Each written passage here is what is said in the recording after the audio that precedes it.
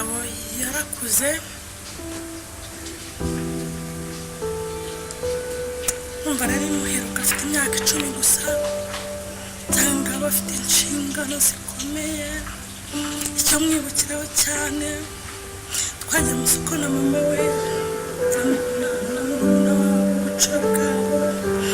noneho twibonera ko dufite abashitsi tubyuka turi kugaruka ngaba yasigaye mu modoka yanze kujyana natwe kuva mu matinda njye sinjyana namwe noneho twize modoka baravuga ngo kutwibagiwe ugiye kunywa kandi dufite abashitsi ngaba baravuga murakiguze numva ndatangaye ndavuga ngo ndafashe telefone batubwira ati dufite abashitsi mu gikuru cyo kunywa akibwiriza akajya mu soko akakigura yamuze ku mutima ndavuga ngo kuko n'imyaka yawe urageze kwibwiriza umuntu mukuru n'imyaka yawe ngabo kuko byamuze ku mutima turi mu nzira nari gutaha umunsi ukurikira harambwira ati mugurire icyo navuga ntacyo nshaka ngabo ambwira ngo reka da kandi nagurira ikintu cyamuze ku mutima ngabo n'imyaka yawe kuko tutekereza gutya ariko tukiri muri Amerika twagira ibihe byiza ngaba yadufataga inshingano ngaba kamenya yuko dufite ikintu cyose nk'abashitsi babizindukiye kandi twamaze ibyumweru 3 kandi twari abantu benshi ariko yaradufashe neza akamenya ko dufite ikintu cyose yitonze ikintu cyane rero kuri ngabo mu buryo n'umwana w'umushene w'imyaka 20 yari afite baramuvugisha akakureba mu maso akakwegera gusa nk'ukunama akagusekera ngabo ibyo bintu byamaze ku mutima mva ndamukunze ndaba ukuntu yakuze no mu maburage menshi njye nyina wabo ariko bamfataga nka kanseri wabo no mu maburage menshi namujyana ingabo murabizi ngomba gushaka umugore ni kandi ubwo bukwe tuzakorera mu Rwanda Judith ari ku ruhande kuberekeza muto gusa gukorera muri Amerika nawe n'urugane ngo nzabuganisha winga mubwira kuri cyangwa ibyo yatamuto none ubukwe bwanga ngo mutashi uyu munsi nje kumushingura mana ndabatashe ngabo noneho ngera mu rugo twakomeje tukajya tuvuga mu minsi yashize twagiranye ikiganiro nkenda kwibagirwa Judith niwe ubizi mu rwenya rwinshi cyane ngabo turaganira iyo mesaje yanyu mperukana na ngabo ariko twarasekaga duseka indi mesaje mperuka kumwoherereza njye nawe nyakositine amaje mu Rwanda ngira ngabo mu rugendo rwiza ariko ntiyanshuje kandi ndabyumva kubera ko iyo umuntu aje hano adaherukana n'abantu n'ibiki byose nanjye nukwengeza hano gusubiza abantu birangora nta kibazo rwose nta rubanza mucira ngabo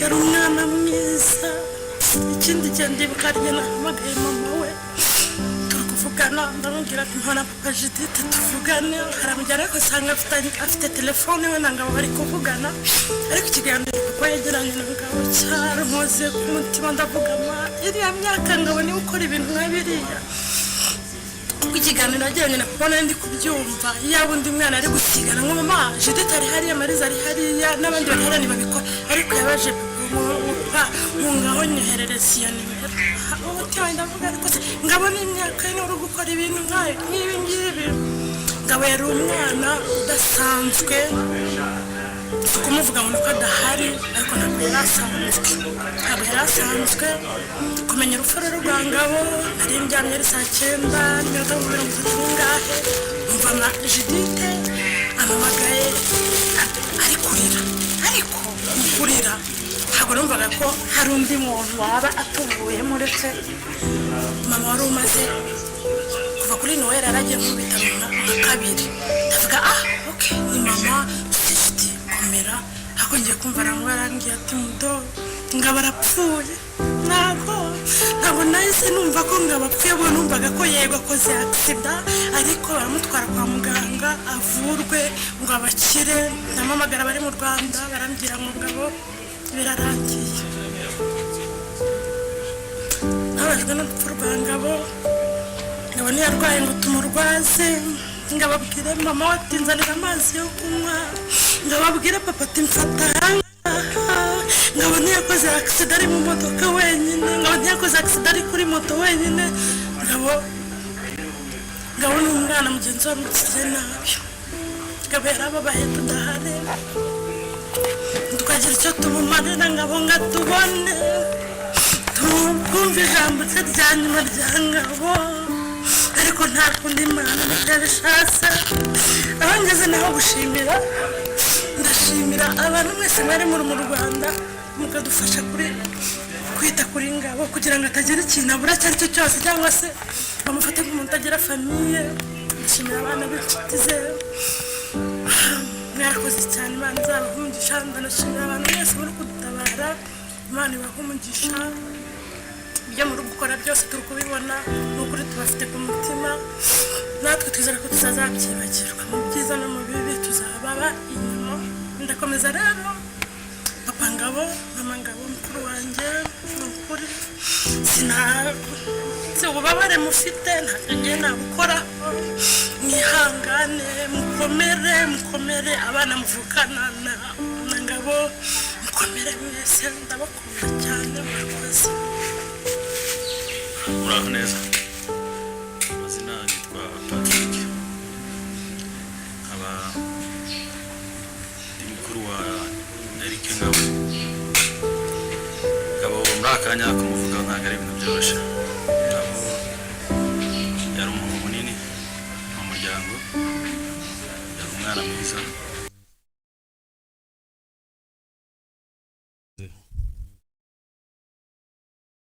Ahandi baba amavideo nanjye uko nabikoze uko, ariko ntabwo byari bihagije. Ubona twese twatambuka hariya umuryango wa Maguge ntawe uhagaze imbere agira icyo avuga. Ni ukwizihiza ubuzima bwa Ngabo wavutse mu 2000 mu kwa 10 tariki 1 ku munsi w'Ingabo, ari na mpamvu twamwise Ngabo. Yakoze ku gatazirano k'izina rya Kabirima. Rero mvuze ubuzima bwa Ngabo kuva ari umwana ni burebure kandi bwari bwiza. Akantu papa yavuze ngo umwana ntarwaje, byibuse menya ko ubushobozi bwanze akagenda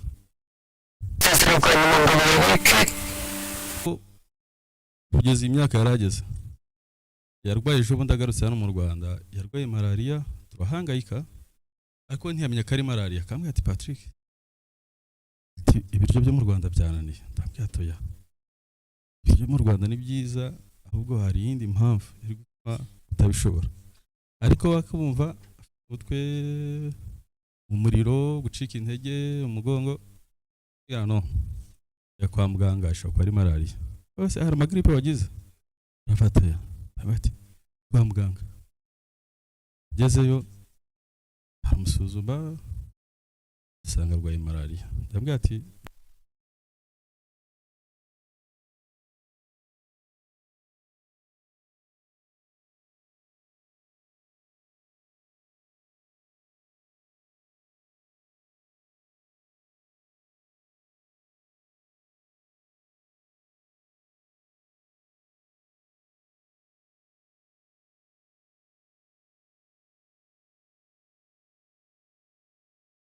mode.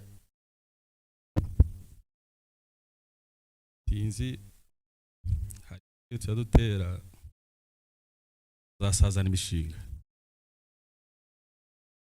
Abo we yarayirimo kandi yari yatangiye koze byinshi ku myaka ye. Ku bwanjye nka data Maguge baraga ko papa nanjye na Ngabo kuri gatatu bahuzaga muri byose. Igikorwa cyose papa ajyaga gukora yarambwiye ati tegura murumuna wawe hari ibyo nshaka kubaganiriza. Ako papa mu byo tuganirizaga mw'abantu hakurya iwacu muri Kongo, yati nabonye ahantu ngabo abonye inka papa na amadolari angahe byo kuvuga ngo niba mbwiye igihumbi nta kuvuga ngo nari mfite 700 oya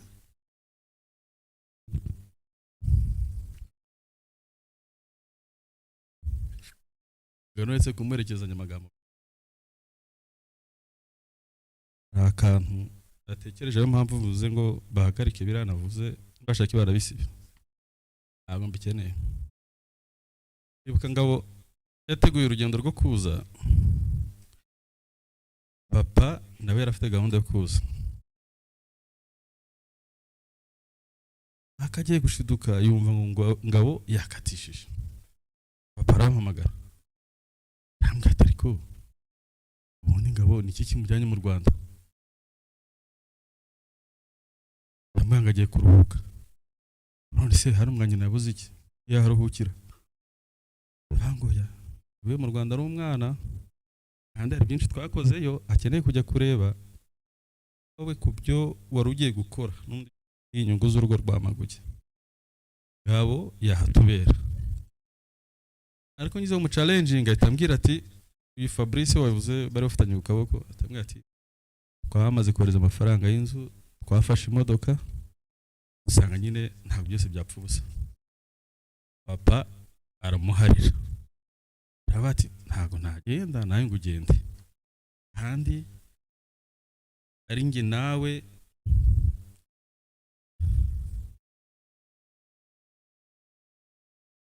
saka birizi mwese murazizi abo duturanye hari ahirya ki yendi hano nkase nzasigara nzikavaringa ariko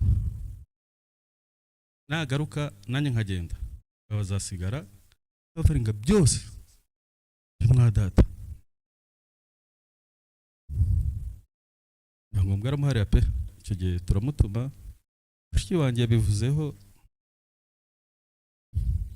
bamuhaye ubutumwa yagomba kujya Gisenyi yageze no kwa kane araririmba na bene Dismas babarifiye n'aba Fabrice bamwakiriye n'umundi barimbaga indirimbo z'Imana mu ma video ye ntabwo muzabonaho yenda twitwa dukunda za karahanyuze ariko n'indirimbo z'Imana turazikunda muri we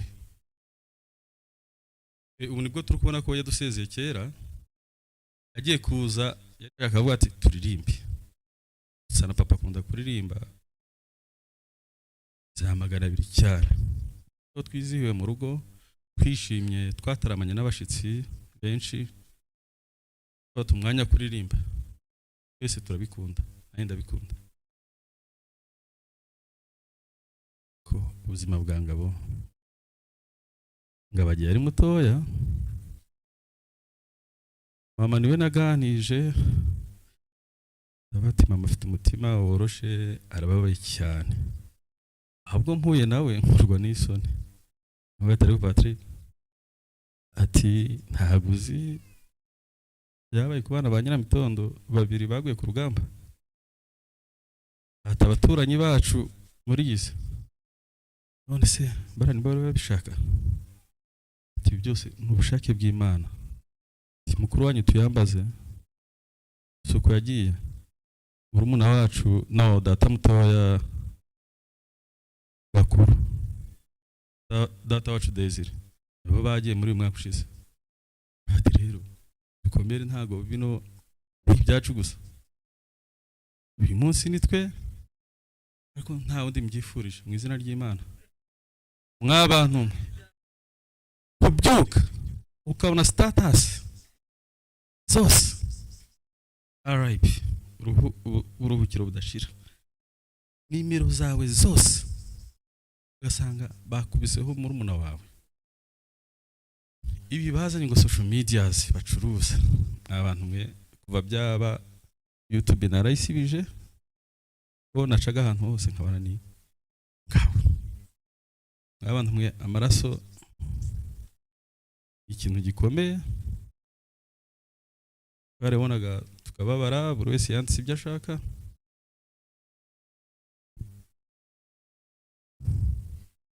akundi ari gucuruza uriraho ariko niba hari wabikoraga urimo hano zanyegere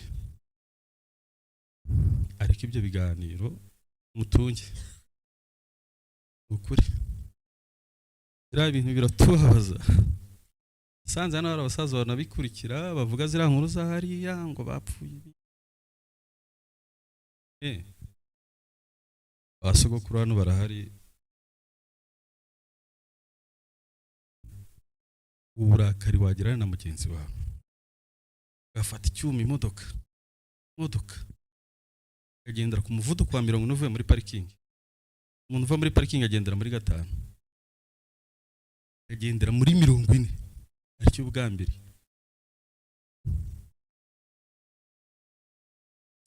Urumuna wanjye niwe mutoya mu rugo mu bahungu, babone bankurikiraga mu bahungu bashiki banjye bombi nabo bafite abagabo niwe twifuzaga ibindi byiza nk'ibyo twahagize twese. Wampembye ari umusore ari umwana mutoya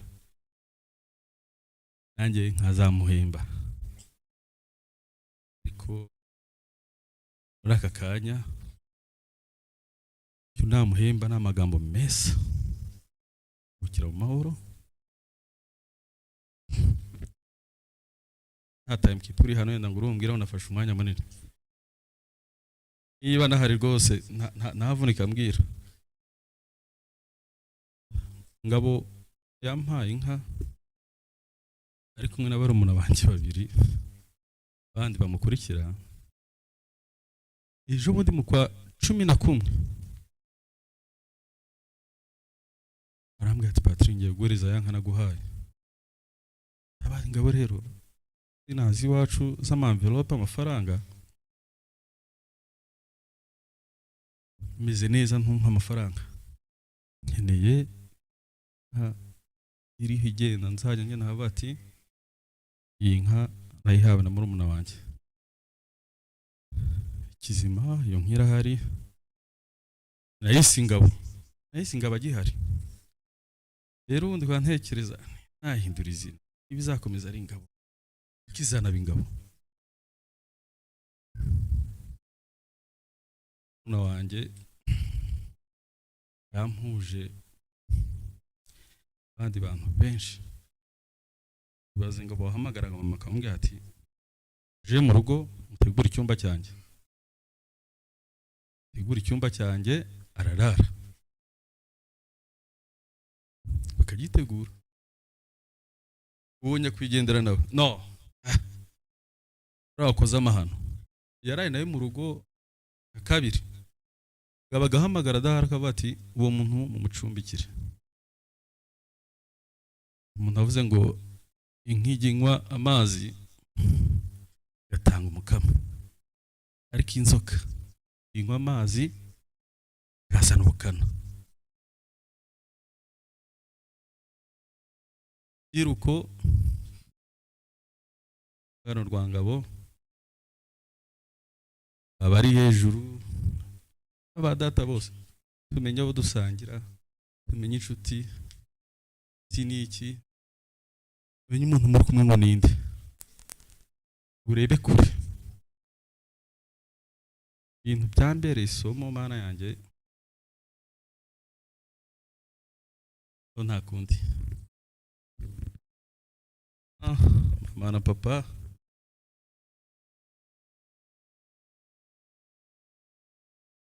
ariko wanjye ye kuza ubita kefe abakare bucura amahungu yaraturebye twese ibiri mu mitima yanyu kubibona, urukwifuza kwihorera, urukwifuza wabahereza wakoze biriya bintu namwe mukagira icyo mukora, ariko mu mitima yanyu babarire hase mugani ntakiri twakora. Mitima yacu kinara mubabariye.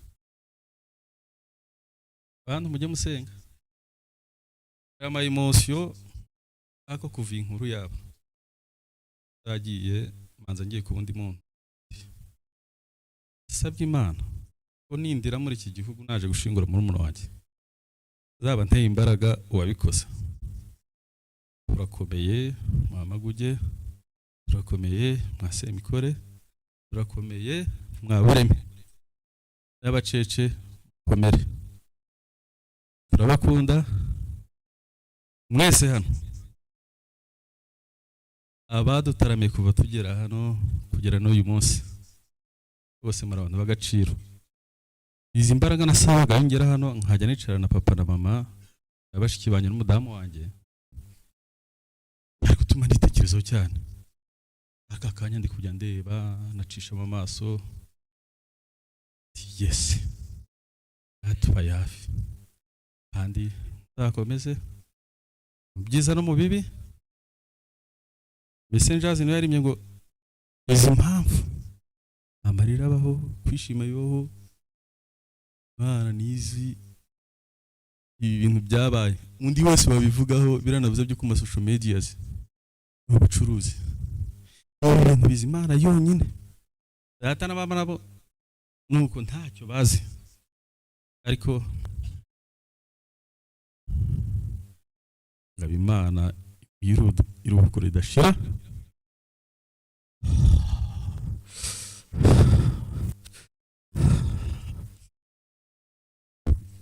Sikumva uvuga ngo ujye kuri umuntu wawe bavuga ati twaramufunduye atangirika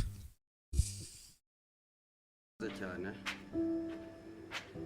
Banyita Maguge Eliyazari Sebunyana, nkaba umubyeyi wa Ngabo Eric.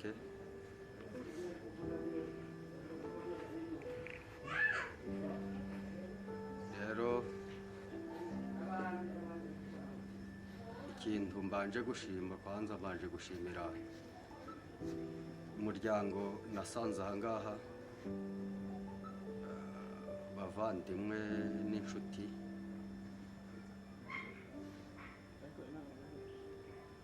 Uko ikibazo kiba njye sinari hano, kandi ni ikibazo cyabaye gitunguranye. Rero abavandimwe babashije gutabara aho ntarindi, banje kubashimira. Mwarakoze nubwo mwikoreye, ariko naje mwarankoreye. Imana ibaha umugisha. Yavukiye hano mu Rwanda, yari yaragiye ari umwana, yari anejejwe no kuvuko rye, yaraje kuruhuka. Gusa aritahiye, ariko imitima yacu irababaye. Twakira inkurumbi y'akababaro hari kwa Kanezi wacu mu mugoroba nka 12:00, bambwira ngo akoze impanuka mbi. Turahamagara ngo ndadushakira abantu bamujane ku bitaro bikomeye, turebe ko mwana yazanzamuka. Imana aho umusore bitamwise duturanye, bambwira ati mama Jidi ati byarangiye, wikwirwa wigora. Ubwo Patrick akimara kumbwira ngo bagenzi be birarangiye, twarababaye duheranwa n'agahinda. Abantu baradusuye baradukomeje, tugera igihe dufata ikirere tuza hano. Na hano nasanze abavandimwe benshi badukomeje. Abavandimwe rero abo baratwihishe, baragiye, ariko ntabwo tuzamwibagirwa mu buzima bwacu. Ntabwo nzi ko ishusho ya Ngabo nzigera nyibagirwa mu buzima. Nagende gusa dukomere. Hano ndabwira abana twasize mu rugo, ari abana banje, ari abuzukuru, ari abavandimwe, ari inshuti duturanye, mukomeze mube mu rugo, mukomeze abana. Natwe hano abavandimwe baradukomeje. Gusa duharanire kuzakora ibyiza kugira ngo tuzabonane na Ngabo. Buri umwe wese aho yaragejeje, twige kwikosora, twige guca bugufi, turangwe n'urukundo, uko tagira urukundo ntaba afite Imana, ko Imana ni byose. Twige komatana n'Imana, twige kuja duhora dusaba imbabazi nka Pawulo wahoraga avuga ngo bwira 10 karindwi nka 700, ariko akagera igihe yongera agasaba imbabazi, yahoraga munsi y'umusaraba asaba imbabazi.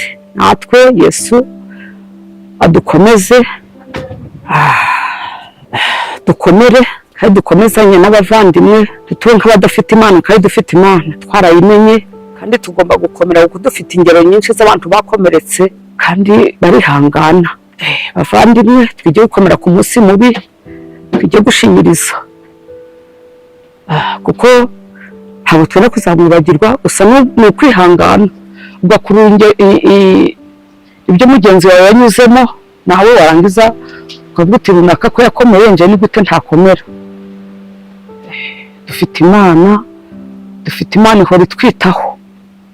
Reka Imana idukomeze kuri uyu munsi kandi twihanganishe, bahirwa abashavura kuko aribo bazahozwa. Muri Matayo 5:4 hari mukomere, amagambo agomba kubabwira nayo ya Ngabo. Murakoze. Amazina yanjye nitwa Judith Maguge, nkaba ndi umwana wa gatatu mu muryango, ninjye mukobwa